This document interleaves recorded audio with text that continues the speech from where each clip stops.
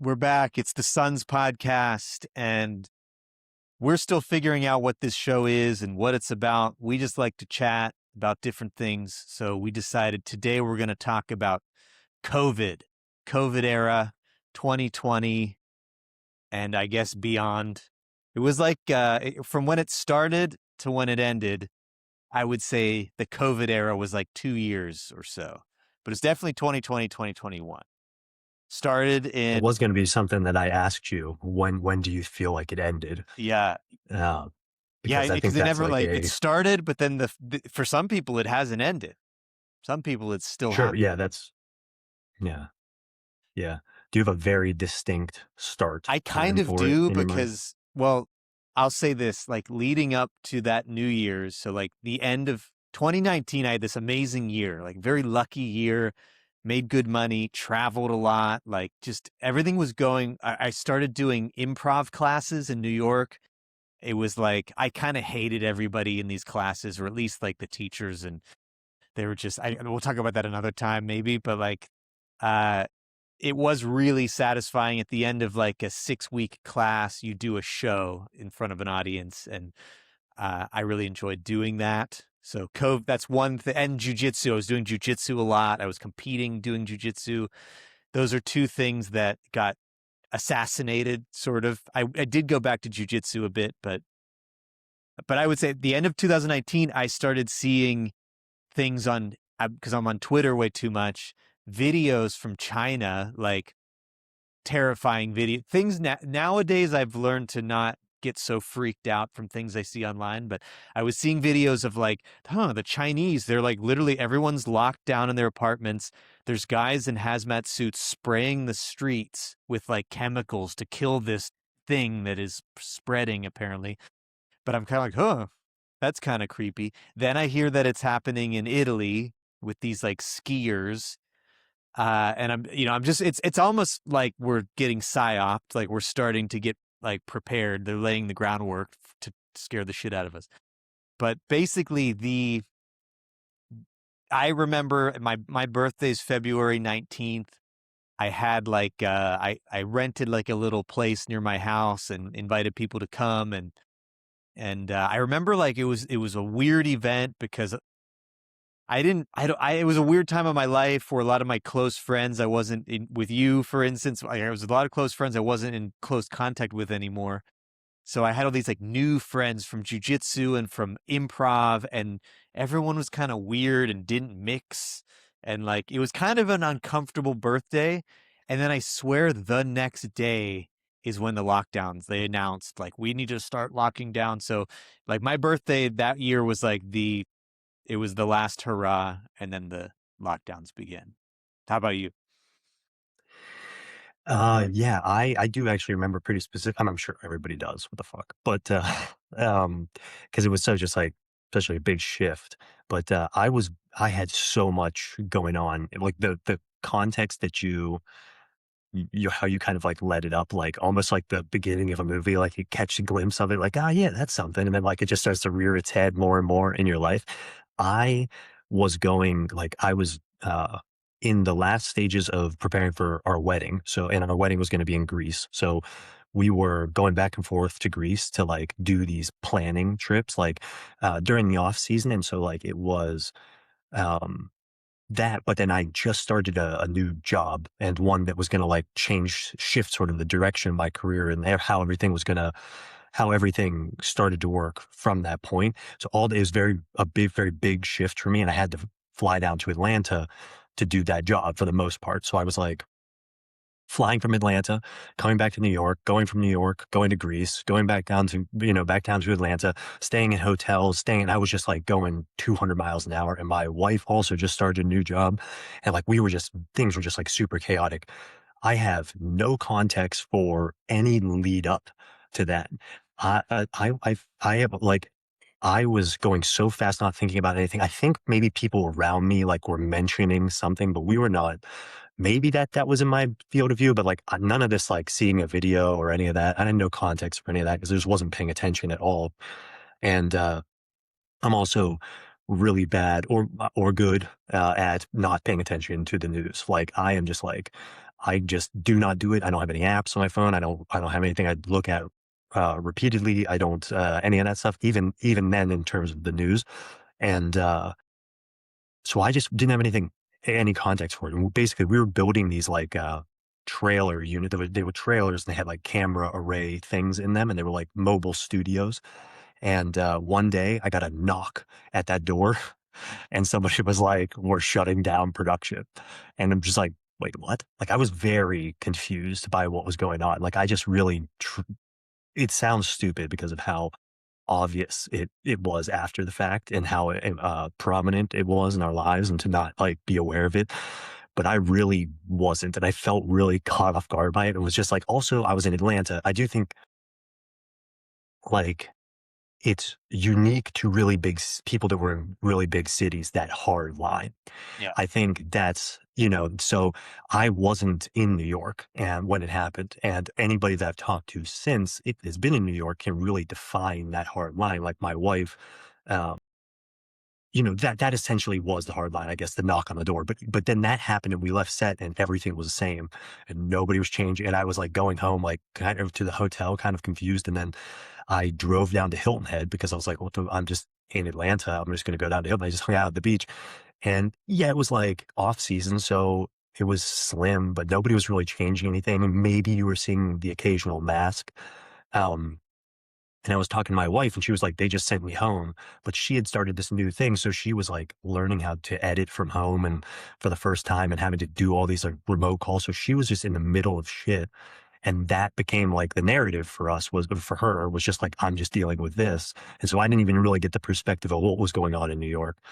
Yeah. Uh, yeah. And so, and then I eventually I was like trying to convince her, like, just come down here. It seems like whatever as she was like talking about it being locked down. I was like, well, nobody's adjusting here. Why don't you come down here?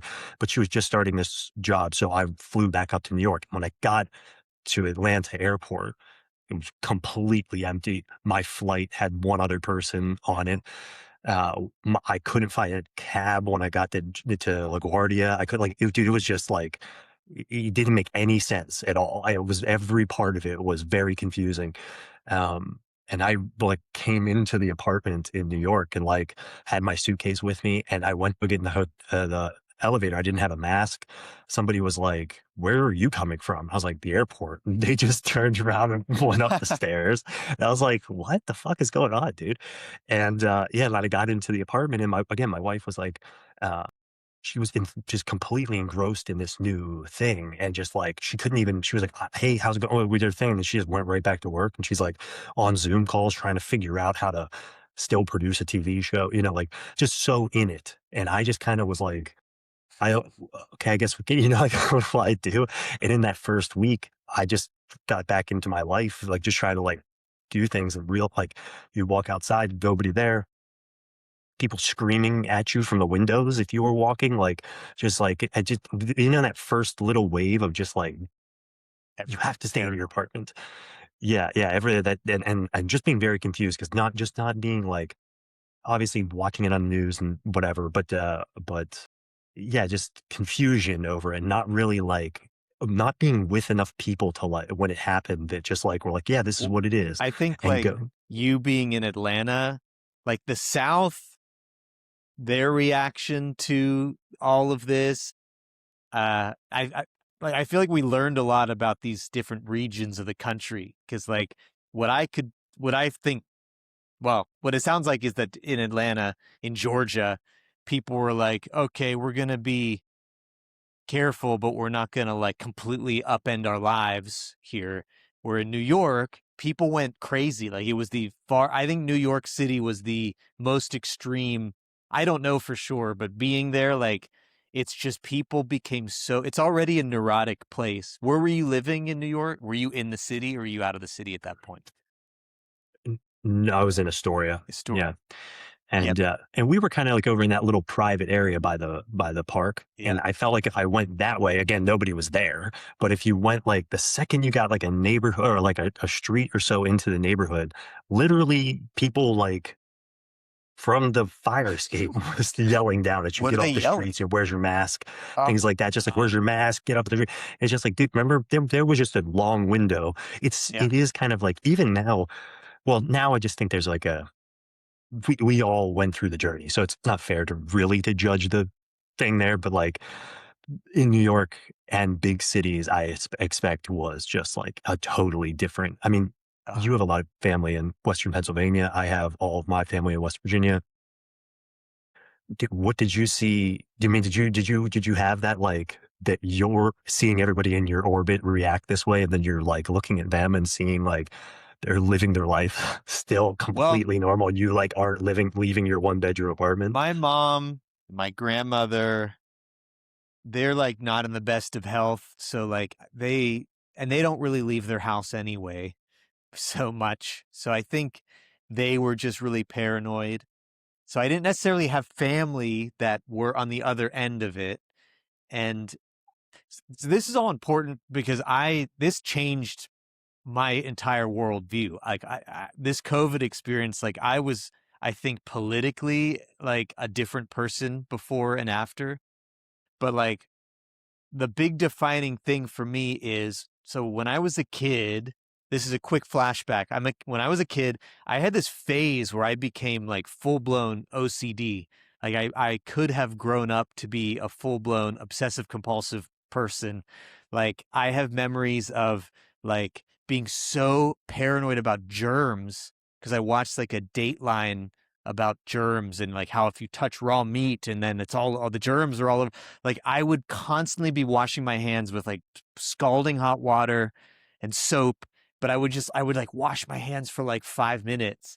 And like I stopped eating beef for years as a kid because I just had this like, "Oh, I don't want to get E. coli." Like I saw a Dateline about E. coli. Like since I was a kid, I was super, what's the word? Like I was easily scared by shit on TV and the news. And I took it very seriously. And uh, as a kid, I grew out of it, though. I remember when I first had a burger after not having a burger for a few years, I was like, oh, I'm never not going to have a burger again.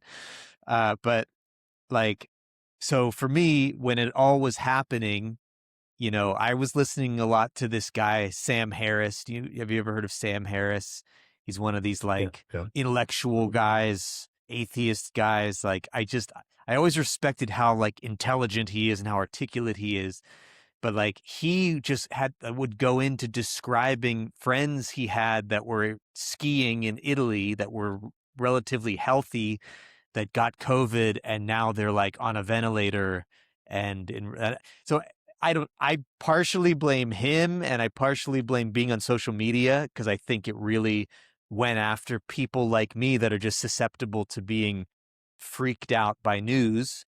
And my paranoia went through the roof. Like I remember not like just being in my apartment in New York, we're locked down, this feeling like you can't go outside, like we need food. Like we went to the there's so many little things. Like I ordered, there were no masks. You couldn't buy masks. They were sold out everywhere. And I wanted to get the N95 mask because the other masks, they might not work. And so I like found an instructional online how to create your own N95 mask, ordering like fucking air conditioner filters and all these things to like, and then hot gluing it all together and then like strapping it to my face and like, it's embarrassing. Like I went full blown paranoia going to the grocery store, like just feeling like I'm in a fucking Outbreak, the movie, and like seeing the little particles, like the way in that movie they follow someone's like achoo, and then they follow the particle, and then it goes up someone's nose, and then the next scene they're dying, and then they like fart, and then the fart blows into someone's face, and then the next scene they're dying. I felt like I was living that. Washing vegetables, washing bags of food in the fucking sink with soap, like embarrassing level thing. And it was like, I don't want to die. I got really sick in the beginning of 2019. I had the flu. And I was just thinking like that was the worst I'd ever felt. Now imagine feeling worse than that. And then you die feeling like that. Like it was the worst nightmare for me. Or you kill your grandmother, or you kill someone else's so like I felt all of that, but I was also seeing other people have this like violent outward reaction, like to people that left their house or coughed, or like seeing other people now as this enemy, like you're gonna kill an old lady, you're a murderer. Like this crazy neuroticism like started to twist into this like really dark thing. One sec, my fucking dog won't shut the fuck up. Give me one sec. I gotta stick her in another room or something. I'll be right back. All right. Sorry, it's just like every 3 words I'm hearing this barking. So yeah, anyway, so to I think the next phase of this conversation, we should talk about how dark and weird and twisted everyone got psychologically. But to round that off, I feel like I was seeing people in places like Atlanta or smaller towns or more rural areas where it's like, okay, we're going to be serious about it, but we're not going to go fucking insane. And then I saw everybody I was in Greenpoint in Brooklyn, everybody kind of like feeding on each other's fear. So yeah, that's kind of at that point where it was at its like the very first few months, I went full blown panicked OCD. I'm very capable of that. Like, I had my own like neuroses and uh, like deep diving sort of spiraling things, but for some reason, and I fully attribute getting off of like we got again, my wife from the second she woke up to the second she like went to bed was was working from home trying to figure out what to do and how to do this thing. Yeah. And so she was in the living room. And because she was in the living room, we didn't have TV on. And because it was a 1 bedroom, so it's just like you basically you'd been in that place, but it's just like one big open space and then the bedroom. And so it was weird for me, again, coming back and kind of being a little bit confused about exactly like what, like, again, those people that wouldn't come on the elevator with me, just being like, wait, because I wasn't paying attention at all. And then the news was so corrosive and it just like, then my wife's sitting there working and I was stuck by myself and I would just be like, oh my God, I feel so, just like, I have so much going on in me right now, and I just want to like go. I don't know what the fuck to do. It was just driving me nuts. And so I started. Well, again, wasn't paying attention to any news beforehand. Certainly didn't want it in my life at that point anymore. And then the social media thing happened where I was like, I'm fucking done. I just like can't. I just can't do this. I think I was probably in the house for maybe like 3 weeks, a month before making that call, and just totally putting it out. So then now I had no connection to anybody else, and the place that we live, like I was saying in the story, it has that right up against the park. So you weren't like you wouldn't go down. You went down. You were only part of this apartment complex that was there. You weren't like as directly kind of like interacting. There weren't like closed businesses. You weren't seeing any of that if you were just right there in that space. Yeah. And I would just go right out to the park and just go and be against the water and just go and try to do those things. And I would always go out on our balcony. I just like stopped. I just cut fucking everything off to the point that I was having these like spiraling things, but they were about other things. And then I would catch up with like, I smoked a lot of pot during COVID, and I would have like, because there were respiratory concerns with COVID, like you would just constantly, you'd be hearing that. And then I would like start to worry about like my lungs and and then just dive into that and be like, you're so fucking dumb. And just in there, like just thinking about that kind of stuff. And so I would have those like deep dive things, but I had to cut everything off because I was feeling so affected by it. And I was like, I have no outlet. I have nothing to kind of, and I started taking these drives to Harriman State Park in New Jersey, which is just like a massive, like a ton of trails, and and I started doing that. And then I would you got there and you open up the door and it's just nothing. There's nobody around and nobody to bother and to whatever. And, yeah, man. So I just started going on these like long, slow hikes, spend my entire day doing that. And even did this thing that I started, this is so dumb, but but it was like healthy for me because I really wasn't. I would like organize some group like discussion things, like or discussions. We'll just everyone meet together and let's do like a. Everybody did that, Zoom, whatever, hangouts, and Yeah. sit and drink around with your buddies. And those became like the only thing that could like anchor my whole week. Would Yeah. be like my wife had one that she would do with her friends, and we had one we would do with our friends. It was all guys from high school, and so I was talking to these guys from the sort of origins of my life, and we would always reminiscing about shit. And I started like what I was calling like retroactively journaling. Yeah. And I would like think about a moment that we either something we had brought up or something that had like these guys had made me think of. And I would just like start writing that like as though it happened. This is what's, try to stay as like live and present in that like idea. And I have like 3 composition notebooks filled with that stuff.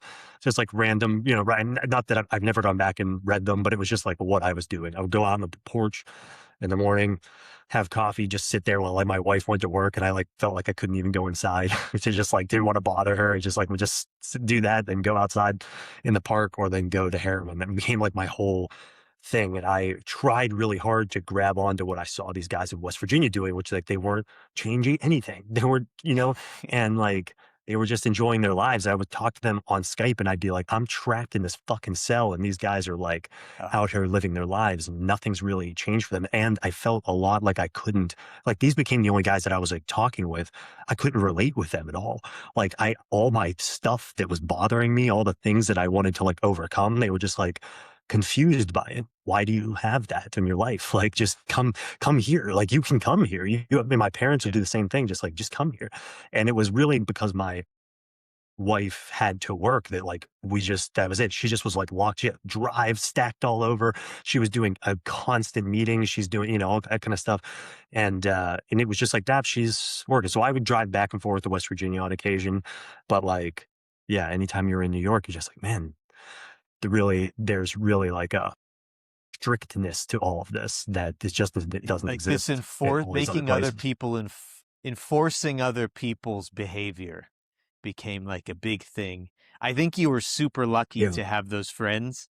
Uh, I also did Zoom calls with friends, but I actually found them to be really depressing. Like, not because of my friends, like it was friends from back in high school, but like uh it would be fun. We found out a way to play like these games, like an online where you use your phone like as the control in a way to do these like trivia games or things like that, drawing games, Right. and we drink and play the games. And it was fun, but I found it to be so like a tease. Like we're all communicating through this really something that was so dystopian and sad.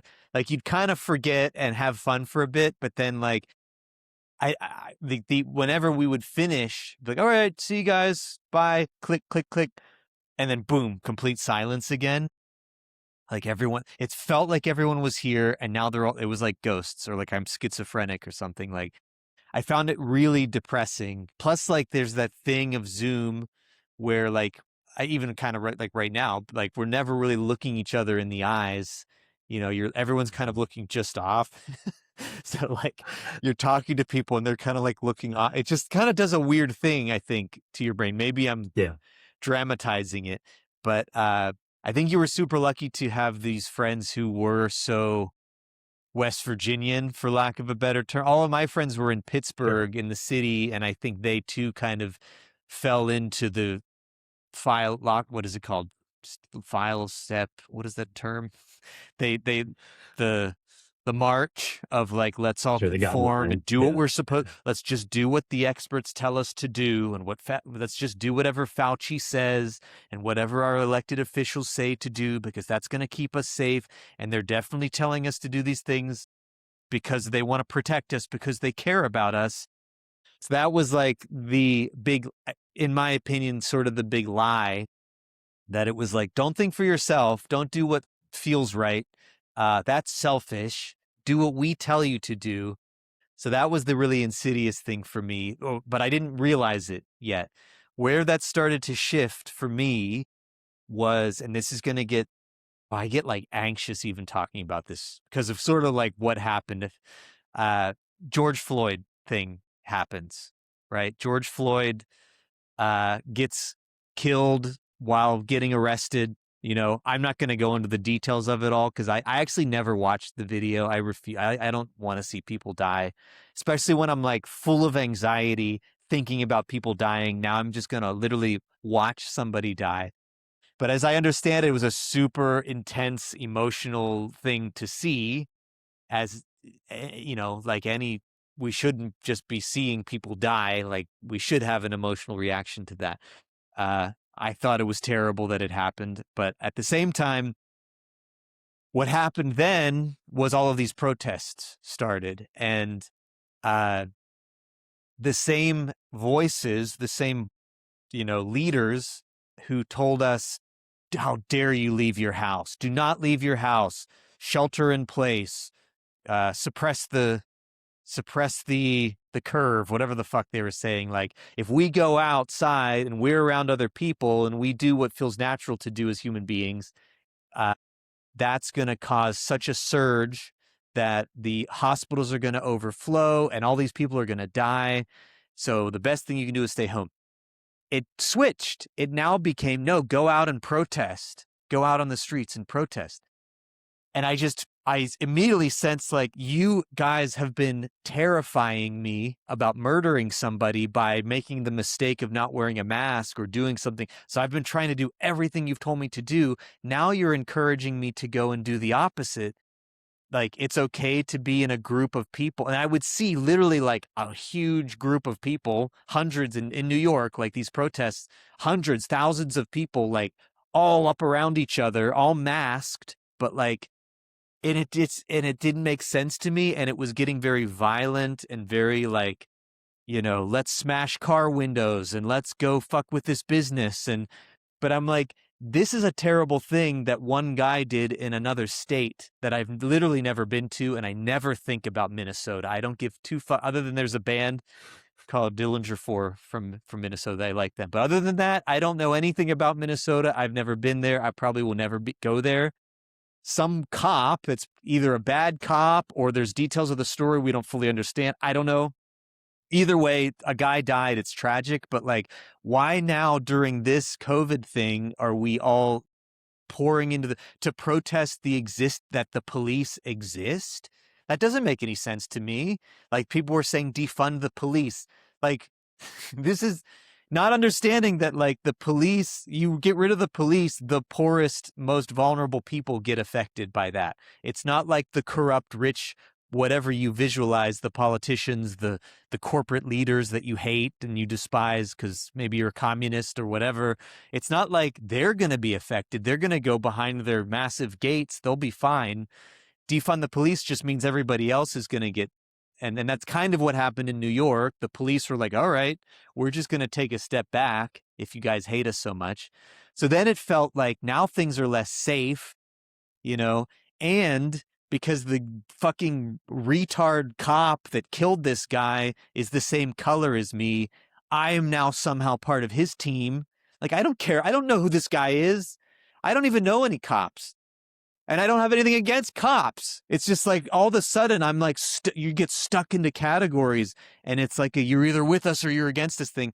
And I really felt that like, I just felt like something that I think I'd always felt in New York, but it just became super clear to me, which is people don't like white people, and I'm a white person, and now I just sense like I'm categorized as this enemy. I feel like people in New York kind of just don't like white people.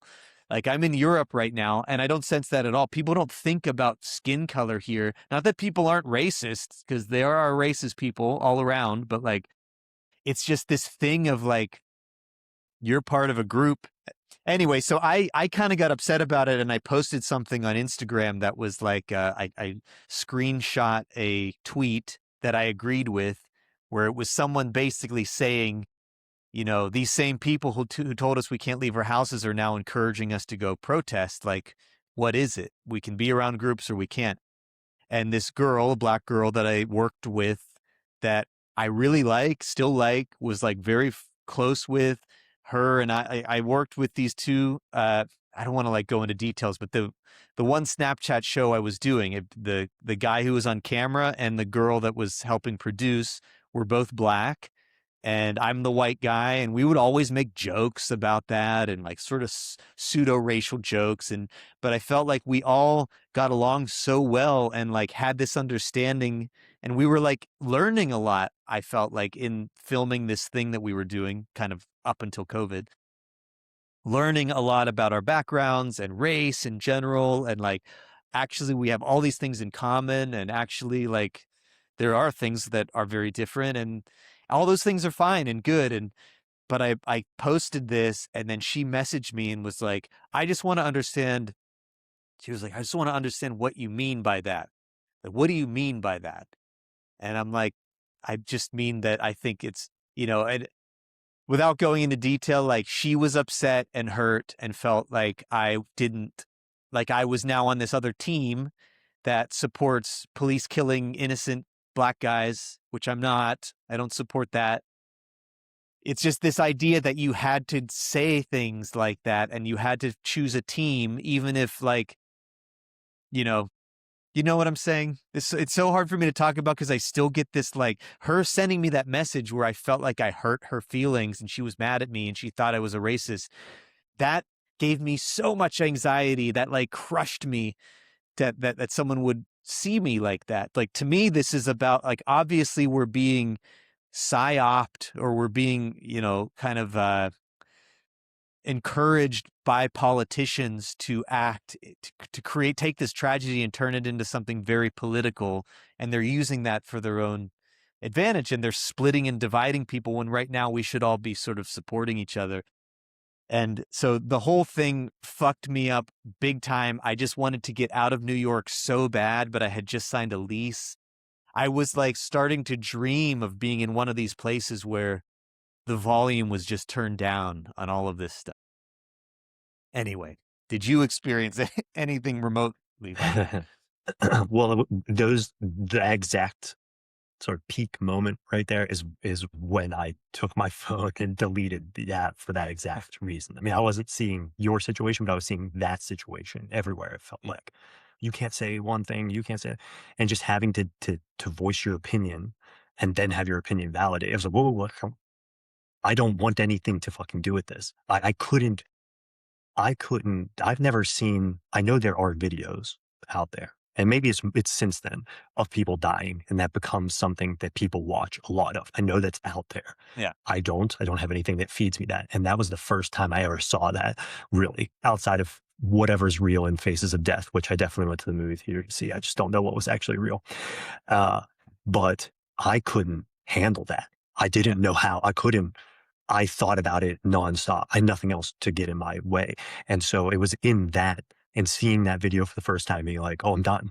I'm fucking don't want anything to do with this. And seeing the opinions and the riot stuff start to pick up and the protests, all that kind of shit, all starting to brew there. I was like, but if I just turn this off, and it became like, I realized like once it left our house, you felt it was, because again, my wife was so busy, she wasn't doing it either. Just because she was just so busy. So that wasn't in our house. You just felt a piece. It was all probably inside because I was doing it to myself. And then, it was just so much. Yeah. What do you do? What do you do with like all these like extreme feelings? Everyone, everybody around you feeling so extreme, and then feeling like you either feeling it or feeling like you need to feel it or something, and just being like, and having your friends, seeing your friends in a different way, and then you have nothing to distract you, so you think about that stuff. Like that's where I would spiral and just be like, oh, just fucking shut this shit off. And I'm so grateful that I did that. I understand there are negatives to it in terms of my like connectivity with people, but like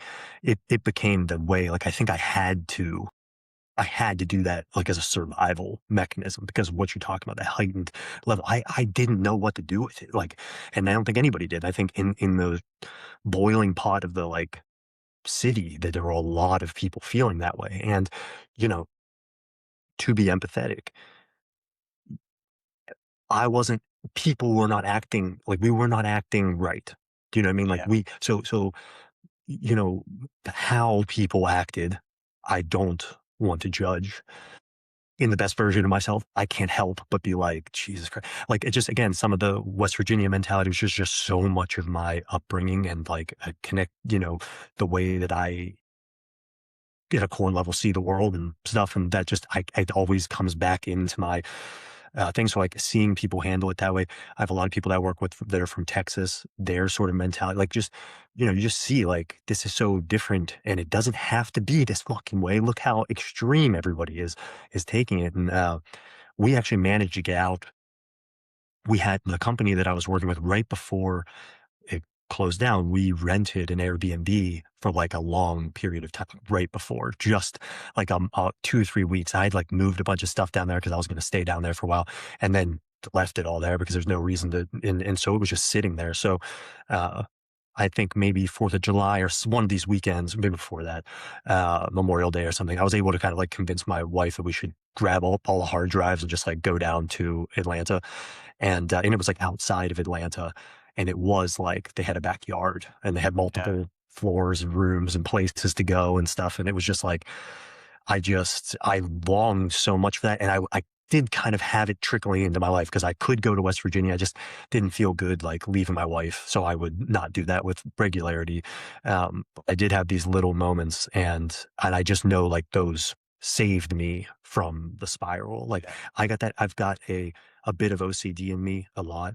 And I was doing 3D modeling for work. There's some part of I had never done that before. And I was having to I have a thing with holes. Like holes really like just make me feel really uncomfortable. I don't know why. And clusters of holes, especially like God damn, it could really and and I know that about myself, and for the most part, it doesn't affect me at all. But sometimes, and times when I'm bottled like that, and I don't have an escape or a distraction, I will. I was obsessing essentially on these like holes of this 3D model. I couldn't close my eyes without seeing this thing, and it was giving me this like just like itchy, like my genitals would like shrivel up. Like I was just like, what the fuck is about full body thing, Yeah. that I do think is like some left behind evolutionary thing in terms of like our own safety in the jungle, or whatever. Or But it was really bothering, and I was just like, I would find myself like deep dive. Like I don't even know how to explain it because it sounds so stupid to say it, but but it was just like I would just be sitting in a fucking chair, just like, or I'll have to look at a screen and have to do this modeling and just being like so uncomfortable, but like try to like look at the screen like real weird and just like I guess yeah. and I was like upset. So I know like my brain was trying to find things to do that with. Yeah. And I think that if I would have had this other stuff in my life, I would have been exactly the situation that you were, where it's just like everything around you is like, for lack of a better word, triggering like a negative thing in you, Yeah. like your friends are doing it, your immediate circle is doing it, your bigger thing, the political thing, all this is just like everything is negative. There's nowhere to like breathe Yeah. and have like a moment of peace for yourself yeah, man. Yeah. Like I feel like I just want to say this too, like about this race thing. Like for some reason, this weird, I just, I don't want to, I never in the past thought about myself as a race. Like I just felt like that's a stupid thing to do. Maybe like, oh, my ancestors are German, but like all of a sudden it's just this racial thing happened that something about that got in my head and would not sit because like I'm just I'm super white. I know that. But it's also like I come from such a crazy background. Like my dad died when I was a baby. My mom struggled with drugs and alcohol. I have a little brother who's his dad's black, you know, and like I just come from like a poor place and like my school was very mixed, full of different races. And like, it just, I felt like where I grew up, race was never really a thing. It was more like you're either broke or you're not. And everyone in my school was broke. And then once that was established, like we had the traditional, we had black people and we had white people, but we more so had jocks and nerds and band kids and goth kids. And it's kind of like the races mixed in all of that and all of these categories. And I just felt like post George Floyd, it became, no, you're just part of your team. Your team is your race. And like, I felt like any fighting it back against that would just, the whole thing just started like the array of holes that was like something was just throwing your brain off. Like the whole thing just threw my brain off. But as far as like getting out of the city, then we ended up in a similar, just we have to get out of here. It was sometime that summer we rented an Airbnb in Hampton Bays, it's called. I don't know if you've ever been out. It's basically like you have the Hamptons where all of these super rich people live. Hampton Bays is where all of the servants of the rich people live. So all the people that, the mechanics, it's sort of a middle class neighborhood that then beyond that becomes the Hamptons. But so we rented just a room in this big house that this woman and her daughter owned, and they kind of ran it like a bed and breakfast, where you just rent one room and then you can come down and you share a bathroom. But it was like a nice big house. And we ended up just like hanging out a little bit with this woman and her daughter. And like they were the first time I'd really encountered, like living in New York, everyone's so liberal, so left wing, so progressive. And I hung out a bit with these people, and they were just kind of like unapologetically conservative, in that sort of MAGA way. And they, without really talking about politics, they just totally dismissed the craziness in this way that I found so like inspiring, I guess. And like, I think talking with them about everything, like it started this thing in me where I had always been a very left leaning person. I think that I started to talk to these people who were very conservative, and it shifted me politically. Like, so like what I mentioned earlier, like before and after COVID, something shifted in me where I've become much more conservative. I'm not like, I don't think I hold fucked up, bad, pukey, rude, racist ideas. I don't. I'm still the same person I was, but I think that there are things worth conserving in life, like the freedom to not have to wear a mask even if you're outside and no one's around you, or not have to wear a mask when you're alone in your car, or like maybe I want to go to the beach today, like not letting people go to the beach. Again, though, I may have been psyoped again. I may just be online and I'm just getting sucked into these like I'm getting funneled into different like political categories that appeal to me emotionally. I at the same time like completely understand that may have been a part of what started to happen there, but uh yeah, I think I just really started to feel a lot of resentment towards New York City. Like this place hates me. It's never really liked me. I've lived here for 12 years and it still like doesn't like me and doesn't accept me as being, still not a New Yorker. So it's like that started a snowball for me, which then eventually, end of 2022, I left, moved away. Yeah, it's funny because like exactly what you're describing happened to me like on the first day in terms of like seeing the other perspective of like, Yeah. you think you're gonna like, I remember being down in Atlanta and overhearing the conversation about maybe this time. I think this timing works out because I'm pretty sure this is how it happened. But I remember hearing somebody talking about how they were defunding or they were threatening a defunding of the police. Uh, it's some window of time. What the guy do was just like, he was so like, what the fuck? Like he was going so negative on the concept, the idea that you would do that. And it was happening very early. And then this, like, you think you're going to, whatever, there's that attitude, which is not, I wasn't even holding because I didn't even have such a high, I didn't even know where the fuck this was going. We saw this real resistance from these guys immediately. Like, the fuck you're gonna, and they're probably also watching New York. What else were you watching? Was like everyone's Yeah. watching New York because that's where everything was happening at such a fast rate.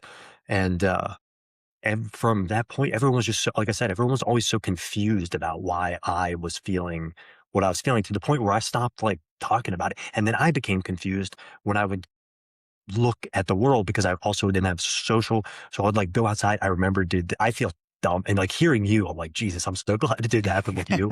But like, there was some big storm that happened.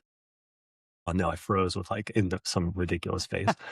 So there was this big storm that came through, and like ripped out all these old trees, and there was just like this chaos in the street, disaster that had like happened in Astoria.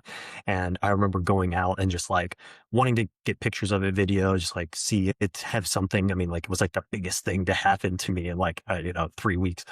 And going out and being there were a lot of like spectators. And this was kind of like the first time in New York that I had been like I had started interacting with my wife's family, to which there were like a good deal of. So there were times when I was around a, bigger group of people and got the sort of general consensus that like, look, if we're not out, we should be okay. So I was already kind of like transitioning in that, but not realizing or thinking about the fact that that was pretty isolated and in its own bubble.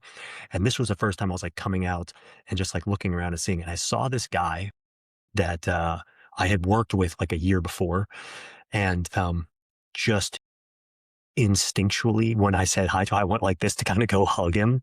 And his reaction was so extreme. And the guy he was with was so extreme. And I felt so dumb. I felt so like, oh my God, like, oh my God. And I What did like they do? to the point I couldn't, he was just, what did he do or I do? Describe the reaction. Like, Yeah, so when I went to go, I was like, hey, he was like, and his boyfriend that was with him was like, whoa, we don't do that. And like, got like really like into me. I was like, whoa, shit. Yeah. Oh my God. Yeah. Sorry.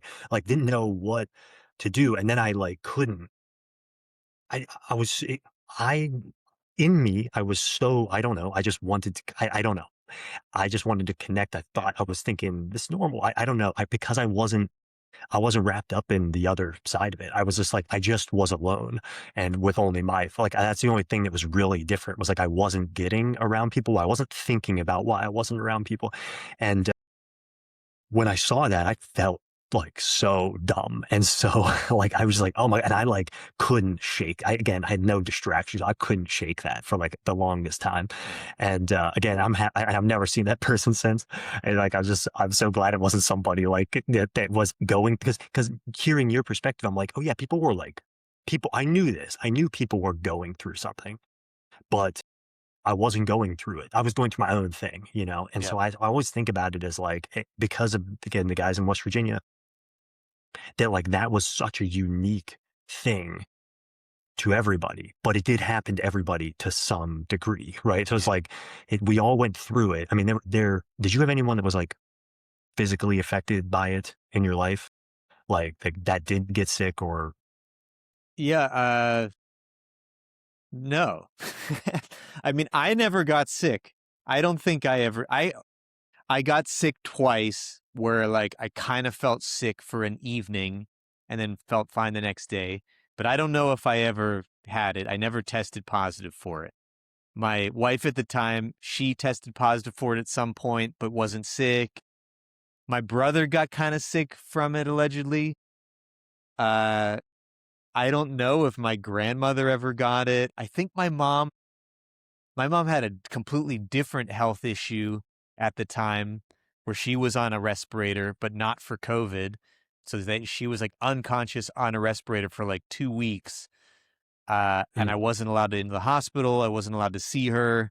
That was another thing, this terror that like her or my grandmother would die and I couldn't go have a final moment with them. But she ended up being fine. So as far as having it and having a real issue with it, like I believe our a friend of ours, my my girlfriend told me I probably shouldn't say people's names. A friend of ours who lives in LA who doesn't talk to me anymore. And that's another conversation. But I think he had it pretty bad and had like what people were calling long COVID. So the symptoms persisted for like Yeah. the breathing stuff for a long time. But yeah, I don't know. I was like, people I know are in the beginning. I was sure by the initial like numbers that they were saying, like the death rate, that there will be people I know who die from this. And not only did I never know anyone who died from it, but I don't even know that many people that got that sick from it. So, Sure. like, Yeah. Yeah. I mean, did you yeah, have? that seems to be the other thing. No, I mean, no, we had, a friend of ours' dad that I didn't even really know him until our wedding, and I knew that he wasn't gonna be able to come to our wedding. Like, that was now that I say that, that was the biggest thing that was looming over me the whole Oh time, is I yeah. had this wedding that I knew I was gonna have to cancel, or we were hopeful we wouldn't. I don't know, delusional again, being tapped out so much. It was like, "No, no, it'll work." I remember holding on to this thing that, Trump said at some point about how we were gonna be back by Easter, and Yeah. just being like, it's in my head, like, he sees, like, that we're gonna be back by Easter. I don't pay attention to anything. I don't have, what, but maybe he's right. Maybe we'll get back to things by Easter, and thinking if we do that, then by July, we should all be able to fly, and, like, just being delusional, Yeah. whatever fucking Easter was, I don't know, March, April. I couldn't have been too far into it, Yeah. you know? But so that was this thing that was, like, looming over me the whole time with it. But I didn't have anybody that was getting sick, or, and I didn't get it for like another 2 years or something. Wow. Um, and then I got it like twice, maybe, or tested positive, like, I don't know. The sickest I ever was when I got the vaccine, Yeah. the 2 days after, the day after the vaccine thing really got me. That's what a lot of people said. Um, I didn't get yeah. well, my brother got really sick. He got really, I believe, from the vaccine, especially after the second. Mm. You'd get the booster like 2 weeks later, or whatever. I don't remember being Mm. sick. I didn't get sick, but man, I felt different after that vaccine. So I did take the vaccine, and leading up to taking the vaccine, my wife, who's an ex-wife now, her dad, who is kind of crazy, and she would say that, but he's also extremely charismatic. I always really loved him, but it's also this frustration because he would become very manic and kind of like, he'd just kind of disappear into like these other realms. And there was always this suspicion that like he's tapped in. He's like a wizard, he's tapped into like dark forces and light forces, and he kind of like knows he had these spooky mystical like powers about him, and pseudo schizophrenic, but also like just kind of would hold it together. And he would, whenever his energies would come into harmony and like focus, he would be like a prophet. Like he would say incredibly meaningful things. And yeah, but most of the time, I mean, I most of the time he would really struggle, which is really sad. But he and his best friend, they were super tapped into the very anti-vax side of things, and they were torturing us with telling us not to get the vaccine. But from our perspective, this city will not let us do anything unless we get vaccinated, because you had to get vaccinated, then you'd have the vaccine card, the pass, and then you could go out again. You could go be around people. You could not have to worry about killing people or dying yourself. And, you know, it's safe and effective, they kept repeating. But like for me, it was like, I just want this. It's like I need to be baptized by this vaccine so that I can go and be a member of the community again and not feel so anxious and depressed and isolated and alone. But they were hammering us to not do it. And looking back, I wish I listened to them, because I don't, I don't know. I hear things. I don't know what's true really anymore. It's just you hear things that like the incidence of certain cancers have gone way up. And like this is the mRNA vaccine. It's not a traditional vaccine. Like this something about this spike protein like not leaving your body and causing damage for years after. And I don't know. I don't know what's true. I do know the guy, I think his name's Robert Malone. He's been on some podcasts. He was one of the original doctors to patent the mRNA vaccine. He got canceled for saying it's dangerous. It's like he's the guy that basically like discovered this type of vaccine. They canceled him because he was speaking out against them using it for COVID. So like, and the fact that these pharmaceutical companies, like they worked it out so that they, no matter what would happen, they can't get sued, and they made like trillions of dollars. The government basically gave them all of this money to then vaccinate everybody. So anyway, the whole thing in retrospect feels like a scam. to transfer an incredible amount of wealth to these companies. And also, yeah, I'm just worried that that vaccine was actually really dangerous and maybe still is dangerous, but I don't know. I already took it, and I will quickly tell this story.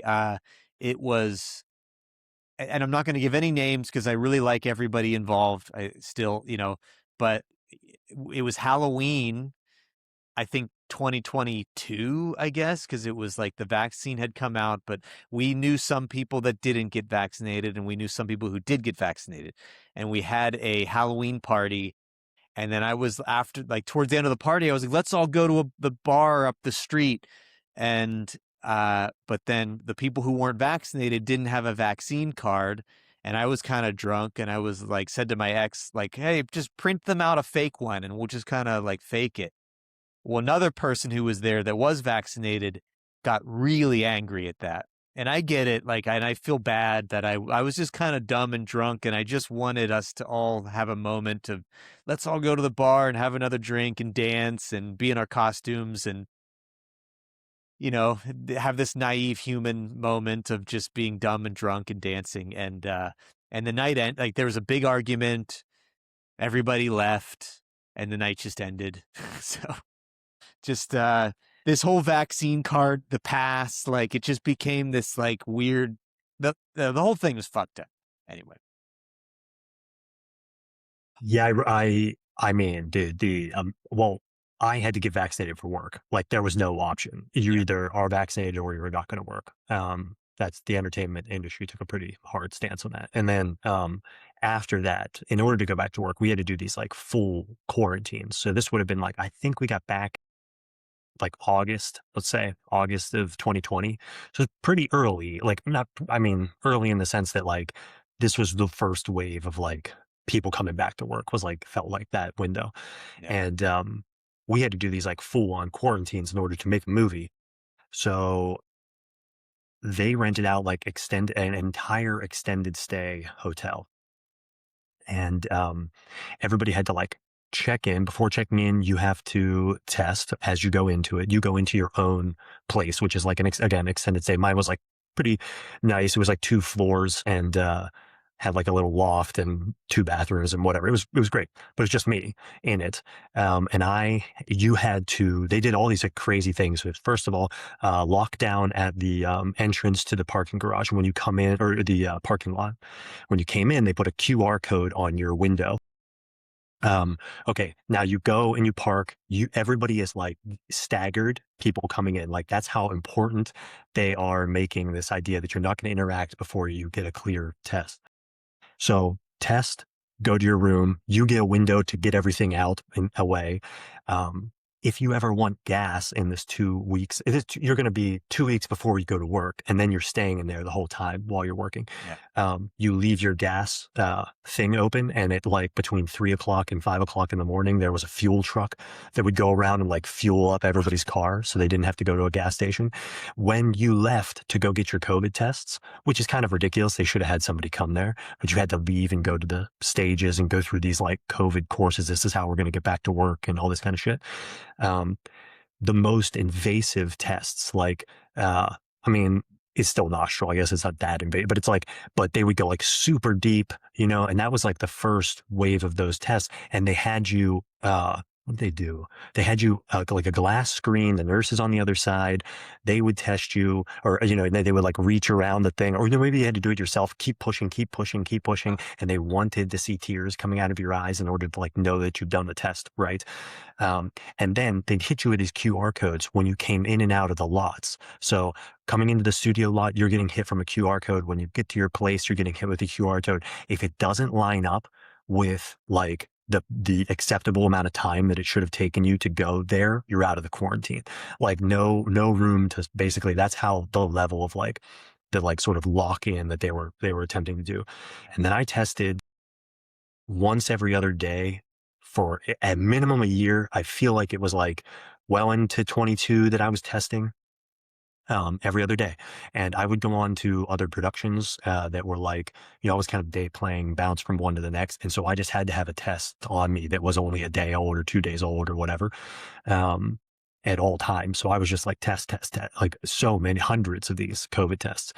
Wow. Um, and yeah, dude, yeah, it was kind of crazy the level of which they like had that whole thing organized and locked down, kind of like the return to work for it all.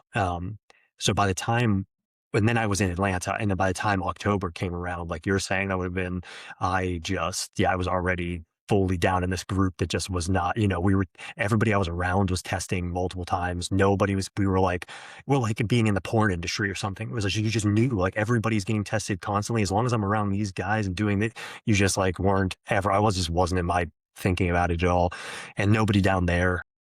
You still go to by that point, everyone was going to grocery stores. We bought a condo down there. Like we were going fully in like search of a home. Like, I don't know. It was just like, we were just doing everything pretty normally, down there. And the vaccine card thing became a thing where, like, well, at least down there, you just had to like show your phone. Like, the two places that I was the most during that window was Atlanta and New Orleans.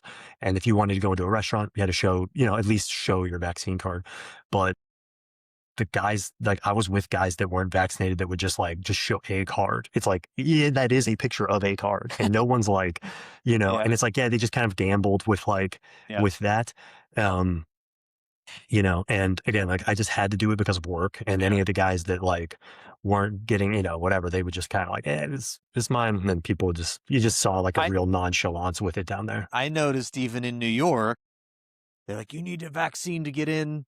And they would have like a doorman checking your, instead of your ID, your vaccine card. These guys didn't give a fuck. The whole thing was like fake. That's what, like, I think that's why Right. in that last story I told about, let's just print one.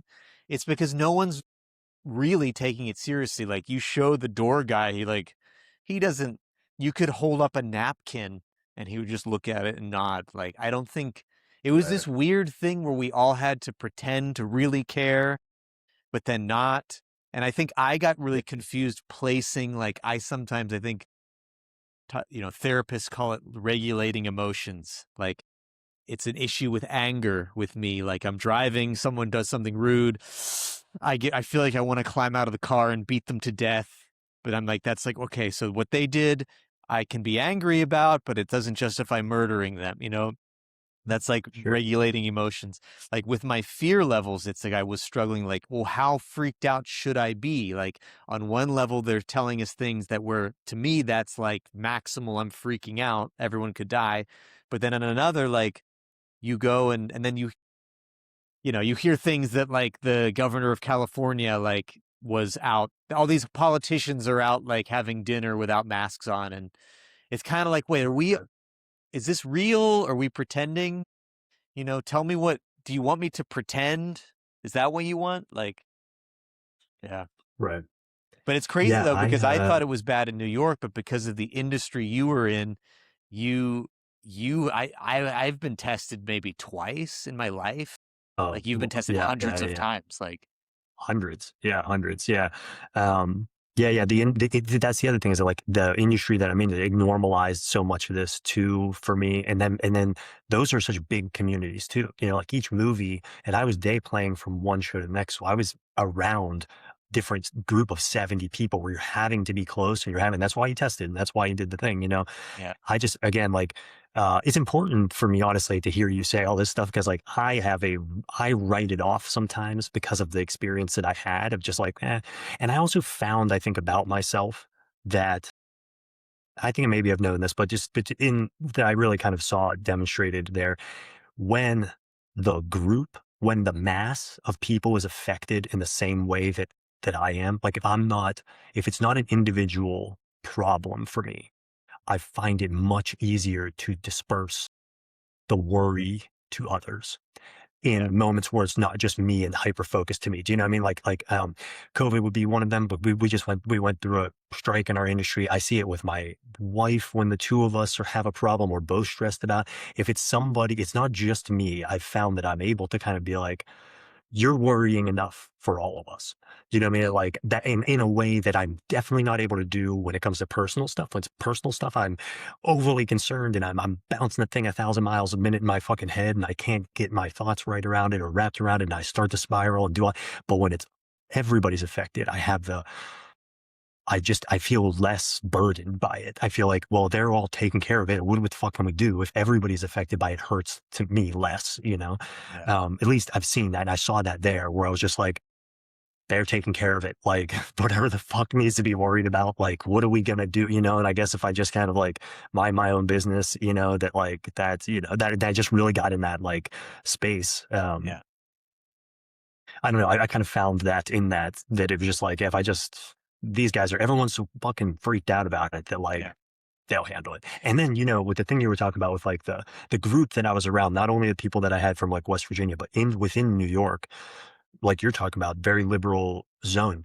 Actually, the people that I was around were like immigrants, Greeks, Long Island guys from like Long Island, which like it actually really was not. That was not the consent. It wasn't Yeah. like we're doing the right thing. Never around me. So like everybody's, you know, like I really wasn't even again like I didn't really, I mean, I had an opinion. I wanted to go hang out with my friends and I wanted there to be an ease. I wanted to go make something. I felt this like real desire to like go make something really bad. And I was, you know, and what we do, it's difficult to do that by yourself. You know, like I was so envious of like musicians and shit where they could just like pick up an instrument and just like create right there by themselves in their hand, you know, and it's just like when you're making things, I mean, it's gotten easier to do it by yourself, but at a level that is like, that I feel drawn to, it's hard to do that by yourself. And I felt like, man, I just want my guys, dude. I just want to go make something. I want to go out in the woods and like shoot some shit and like tell a story and just like fuck all this other shit. And I couldn't do that. And that was really like,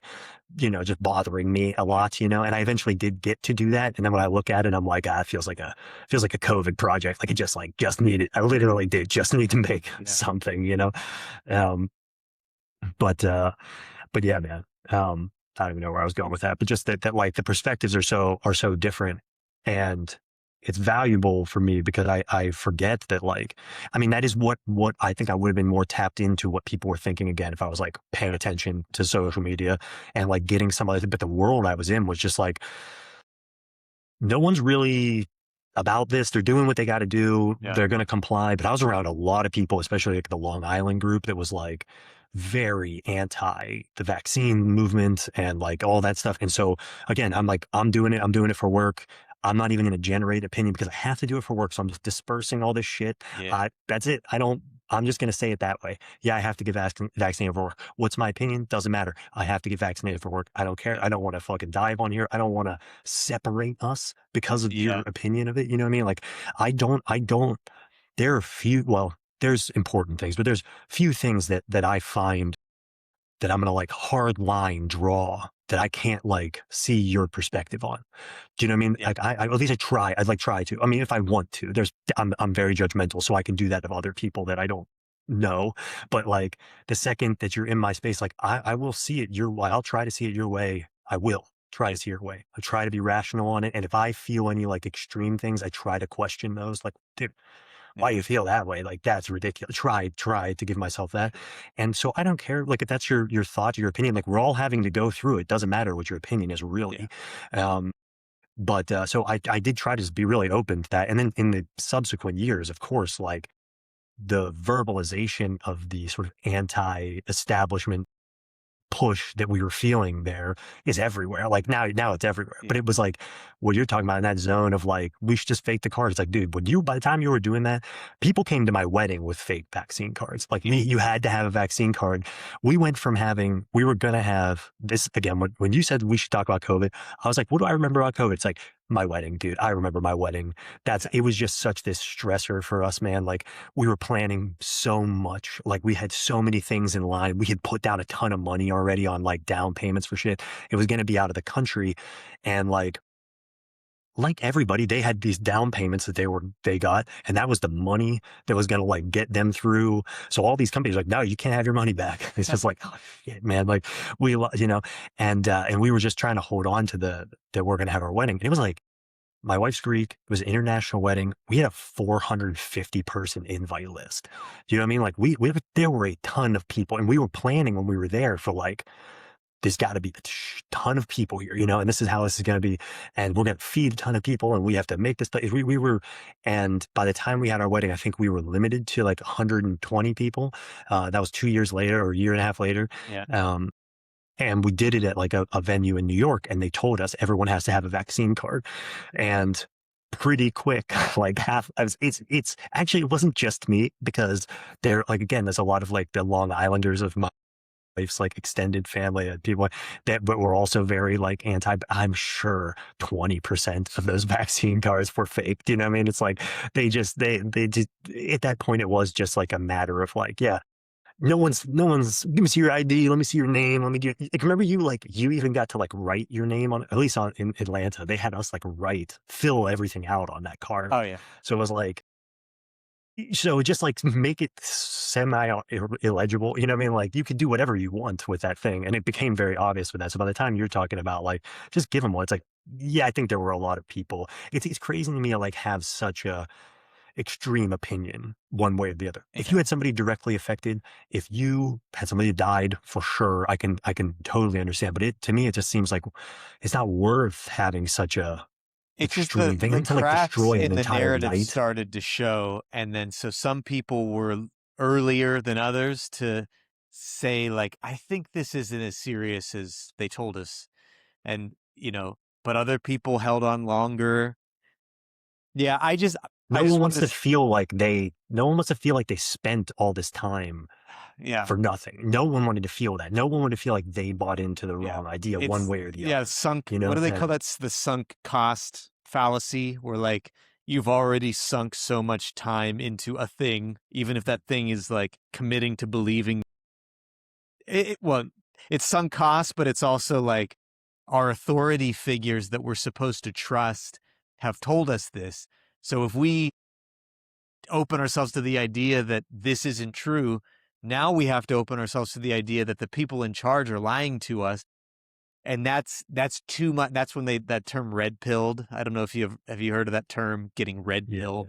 That's sort of where that happens. It's like I think COVID started that. It did it for me. It red pilled me. You could say whatever that means, but like, you accept like, wait, these people we're supposed to trust lied to us on some level. Maybe they didn't lie. I think some of them absolutely lied.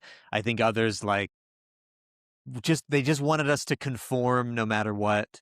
And I think that changed a lot of people. And I found throughout all of that, what resonated for me most emotionally was the people that in the past I probably wouldn't have resonated with. The people like you described, the Long Islanders, it was a lot of like immigrants too, people from other countries. The worst were people just like me, affluent, college educated city dwellers that just became the most authoritarian of everybody. Like, let's have the most extreme opinion on this thing.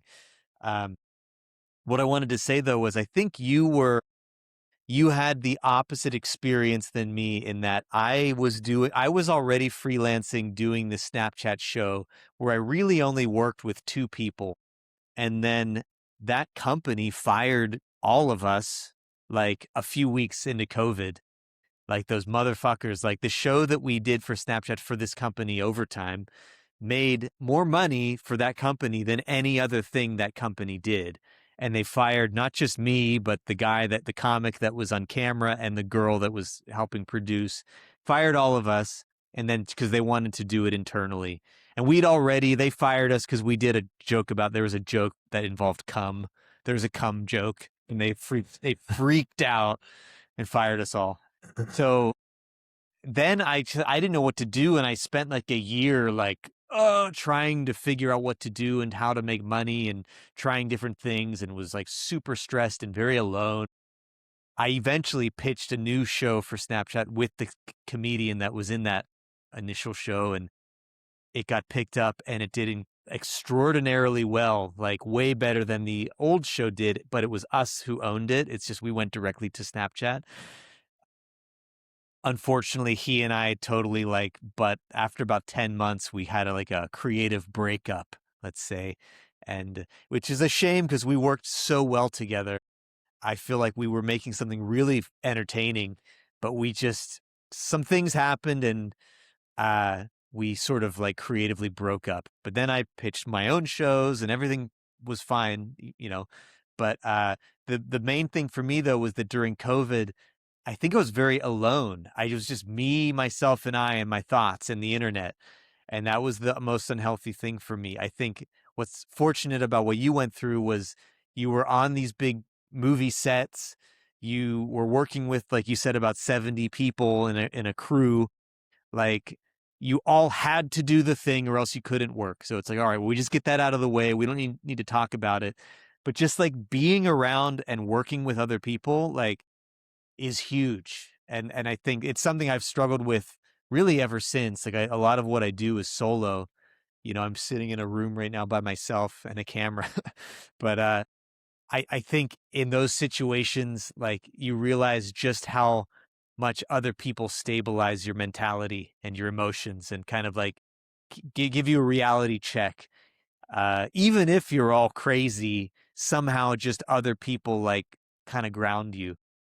So, and I guess now it's like Yeah, if there's yeah. another pandemic, how do we react? Because if the thing is killing everybody, then that reaction is, you know, we thought in the beginning COVID was going to kill, like, what if it kills 30% of people who get it? Like, we should be locking down. We should be doing all these things. I'm almost worried there's going to be another thing that comes around. And all of us, people like me who felt like I gave up way too much of my personal freedom, I went along with the narrative, we're going to resist, but it is going to be deadly this time. And it is going to be necessary to do all those things. And we're not going to do it. And so I don't know, man. What a Totally, and, like, crazy time we're living in. when you zoom out, it's like, it's not really that much time that's gone by since we Yeah. stopped that, and you could zoom out even further and be like, what if the fucking next one does exactly that? Like, it almost this one sort of, like, primed you to feel a certain way and to gain some comfortability with it, only to like open the doors to the next one. And you zoom out 50 years, it's just going to look like that. You know what I mean? Like, oh yeah, they kind of, that made it easier for them to get in. And that's why the fuck, like, has nobody fucking trusted the government anymore? And like, it just, you know, whatever, you could totally When see it that and it happen. feels like even if the thing happened by accident, which, I remember in the beginning you couldn't say it came from a lab. That was like the worst thing you could suggest was that it was man-made, that it came from China. That was became racist. The Right. president said it was the Kung flu, which I thought was hilarious, but then that became the worst possible thing to say. And then it turned out to be true. It did come from a lab in China, but also funded by our own government, by our own country funding this lab. So anyway, but it's like, what was my point there? I feel like the fear is whoever's pulling the strings. I don't feel even like governments are in charge. I think there's like small groups of extremely powerful people sort of pulling the strings behind everything globally, and they're competing with each other. So at least there's that. They're not all just one team. Otherwise, I think we would truly be fucked. There's different factions competing for power, but I do feel like everything that happens, COVID, uh, attempted assassination on Trump before the election, the actual assassination of Charlie Kirk, any big thing that's happening, I feel like they're just A/B testing people's reaction. They're understanding, and then you add in social media and AI. I think they're just figuring out how to play us like an instrument, how to play the human mind, and how that pertains to groups of people. And that really freaks me out because they're going to get so good at it that they want us to do something. They're going to figure out how to get us all to do it, whether by getting our family members to shame us into it or by terrifying us into it or by believing that the best possible thing for me and my family is to do this thing, whatever it is. And then I know we talked about spirituality and religion last week, but it starts to feel like, the book of Revelation and the mark of the beast. But then I see that. I know you're not on social media, but it's like Peter Thiel goes around doing these lectures about, Peter Thiel, the billionaire, like doing these lectures about the book of Revelation and the end times and the Antichrist. And it's like, what the fuck is happening? Like, why are we even talking about this? Is this being used as another thing? And then now lately, all of the alien stuff, there's UFO disclosure coming out right and left. It all just now it just all feels like it's part of this attempt to totally control our minds. If it's even, I don't know what's a fucking alien could land outside on the street. And I feel like at this point, I'm not going to be sure if it's real or not. So Sure, man. Yeah, I think like yeah, that's exactly the reason that I've stayed off of it, like for that exact thing. Like just that A/B testing. That's really what it does feel like. It feels like, and you were even talking about the what is it? I'll missay it, but the overturn. What's Overton the like window. overturn? Yeah, like that idea is real. Do you know what I mean? Like that there's no questioning that too. It's like expose to certain things, see what the level is, and understanding the level is got to be incredibly valuable to people that are looking to get things done in this country because now all of a sudden you can just kind of like, and there's no possible way that's not going on. Like Yeah. to some level by Well, somebody, any of these packaged some apps, different way, but any of these apps that show video, they have this scroll, or wait, there it is. You scroll, watch a video, scroll right, to the next, scroll to the next. But it's like the algorithm's feeding you what comes next. And if you pay attention, you'll sure, notice like, okay, it's a cute puppy. It's another cute puppy. Oh, it's an ad for a shaver. It's a girl now. Now there's a girl like bending over. Huh. Next one, puppy, back to puppy, another ad, boom. Now there's like a police altercation and it's just yelling. It's just, but you start to feel like, oh, then you're relieved. Another puppy, another ass, more ass, get a boner, right, buy the razor. Then now it's like it, it's like a guy getting attacked by the police or a police officer getting attacked. But I swear it's just like, it's gauging your emotional reaction to things and it's identifying how you react and it's giving you a profile and it's just getting stored away. And then the AI, they're sending AI to go like, oh, what does this mean? How can we push them even further? But then it becomes extreme. It becomes porn. And we talked about this like when our first episode, I think. It's like it gets to the point where it's like, what's the most extreme things you can shove into a person's brain?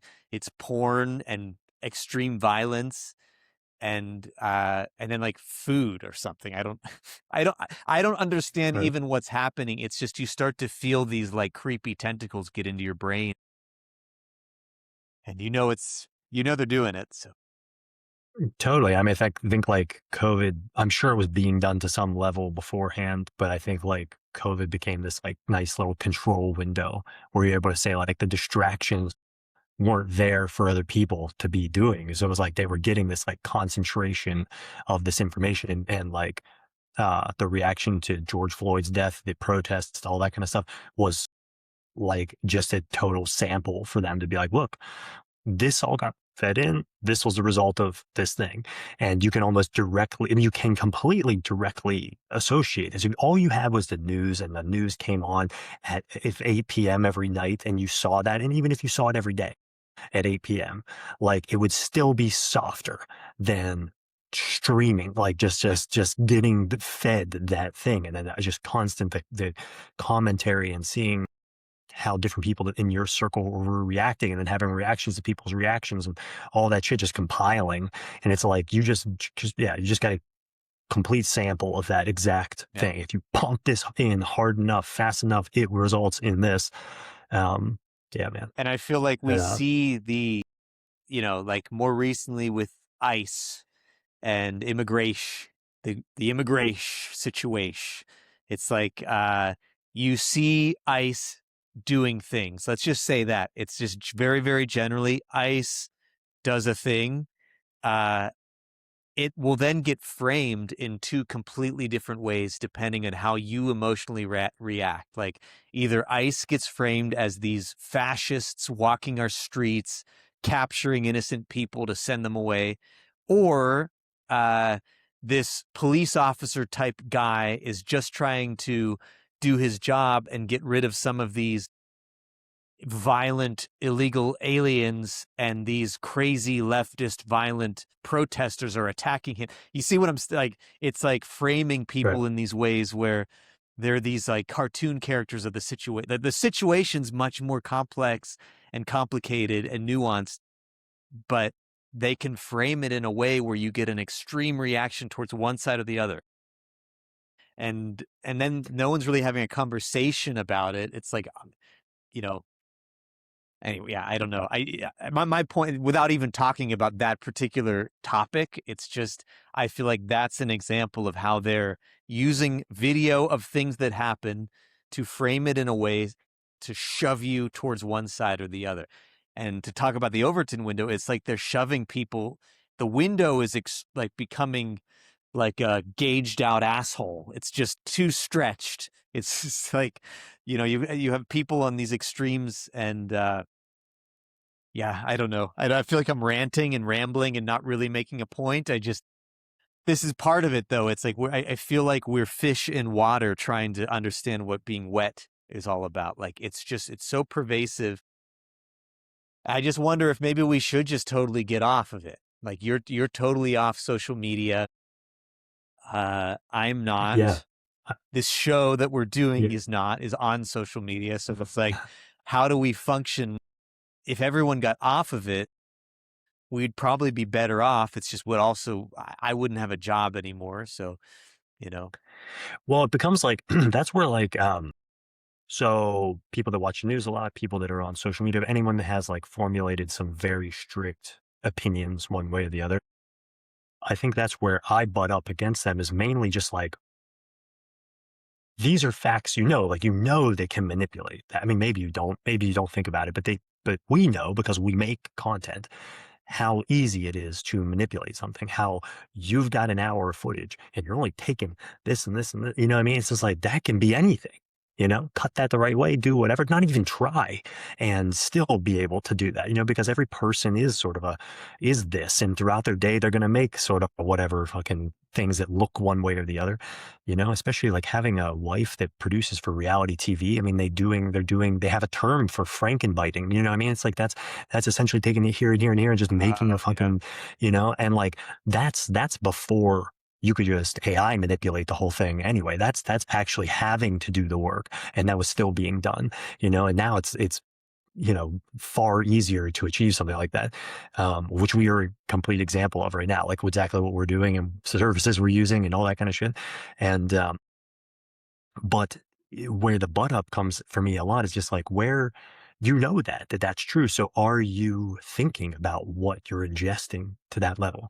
And I don't necessarily have to do that because I'm not on there. That stops me from having to do it. But I think like, I don't think I think it's so integrated that there is a way to do it in the same way that there's a way to drink a glass of wine at the end of a night.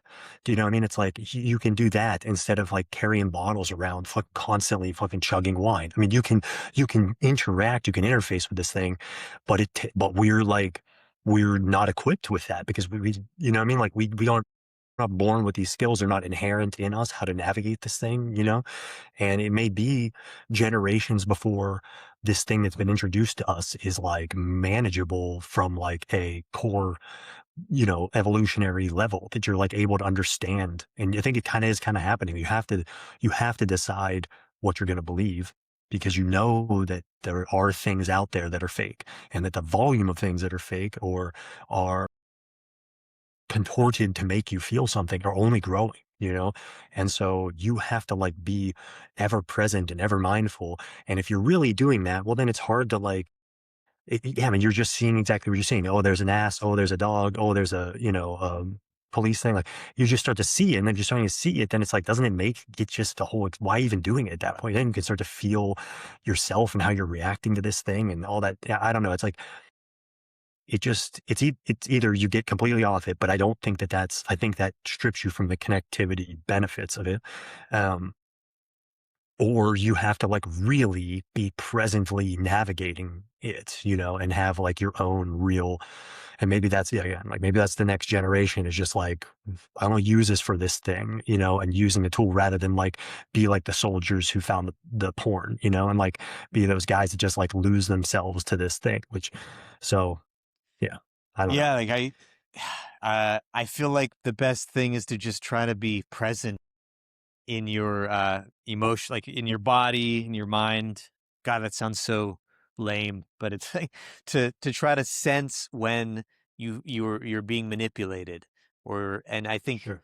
anytime you start to feel emotions when you're ingesting content, you're probably they're trying to manipulate you. I mean, if you watch a film, a movie, or you watch like you look at a piece of art or listen to a song, you start to feel emotions.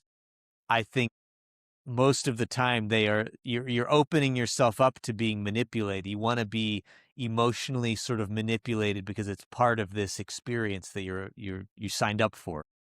It's just when you haven't signed up for it, you're just mindlessly, you're filling some time on the toilet with scrolling on your phone, and now you're feeling all of these things you didn't ask to feel.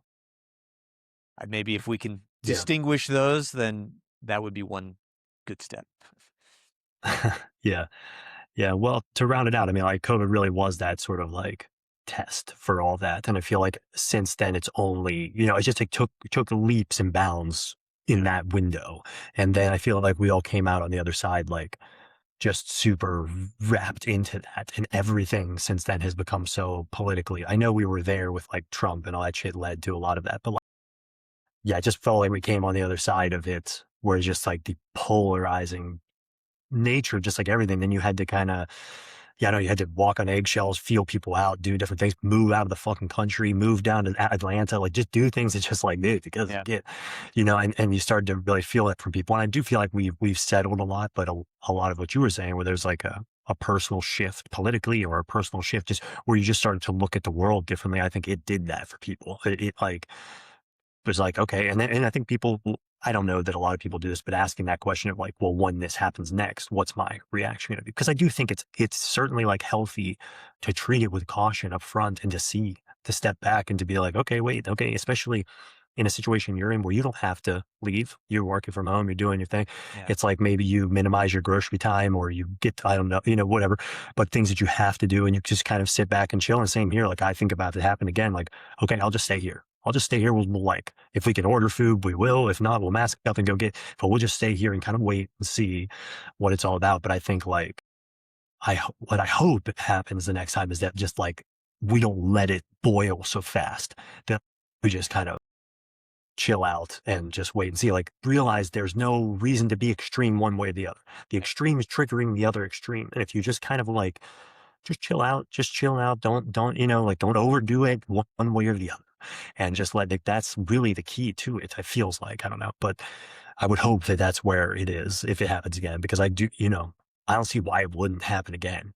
It happened and if it happened because we're out there toying around with shit, we didn't stop toying around with shit. So if it really happened because of that, we didn't stop that. So why would anything change? Do you know what I mean? Yeah. Like they just, it could very well happen again, and probably what ends up happening, if it happens the exact same way, it probably happens because we build a complacency to it again and we don't think it's going to happen. And and then it fucking happens. You know what I mean? Like it probably happened in that window again. I don't know. So it's like, we should be, I think, on guard for it or something like it to happen. I don't know, and just Yeah. react to it with a little more ease, I just don't want to be ground zero. Whatever the next thing is, I don't want to be. Sure. I mean, Yeah. we moved from a more rural area now in Portugal to a more city area, and we're thinking about going back just because there's an energy around a lot of people that I find very stimulating and something I love. But it is when that energy turns poison, you're in a bad spot. It's not somewhere you want to be. You want to be as far from people as you Sure. can get. Yeah. So, well, Yeah. on that note, the COVID episode. I feel kind of anxious now. I think I'm going to go take a shit Oh, to yeah. relax Good. myself. All right. Well, All right, man. good talking to you. Thank you. You too, man. And we'll Yeah, dude. Good to talk to see you you. next week. Ciao. All right, man. Later.